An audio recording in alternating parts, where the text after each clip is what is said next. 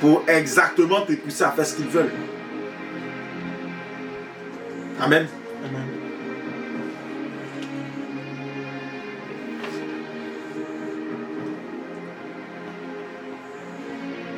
Ce qu'il faut savoir,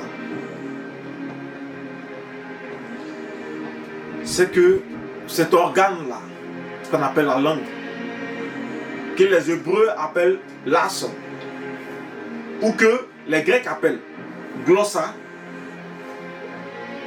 ce n'est pas juste un organe dans notre bouche. C'est beaucoup plus que ça. Parce que c'est par extension même notre langage. Or, le langage est l'expression de tout ce qu'on veut, d'accord, faire ressortir. C'est par la langue qu'on fait ressortir l'animosité. C'est par la langue qu'on fait ressortir la jalousie. Ria, c'est la même. Et parce que quoi? Jean, c'est elle ceux qui a Louis Vuitton, quoi. On vient de manifester quoi? Notre jalousie. Lui, avec tous les jours, c'est lui qui veut montrer qu'il est fort. Ah, tiens. Il a baissé sa tête, on dirait mangle. Et puis on a dit, et puis on est content. On se suit?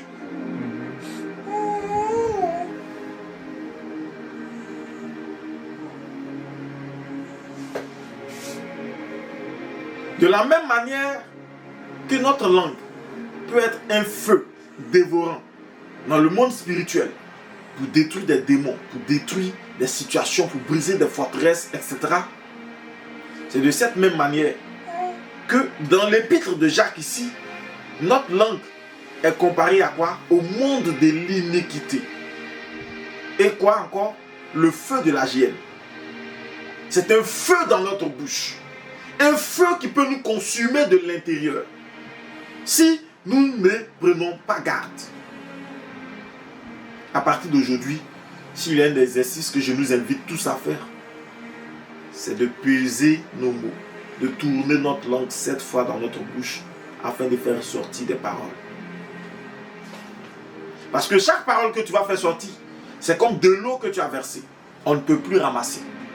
Souvent j'entends des gens dire, je retire ma parole. Vous avez déjà entendu cette parole-là? Je retire ma parole. Si ce que je t'ai dit là, tu n'as pas aimé, je retire ma parole.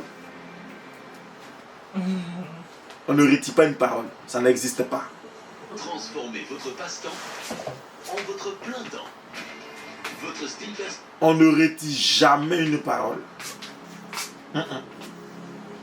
Elle a déjà été prononcée.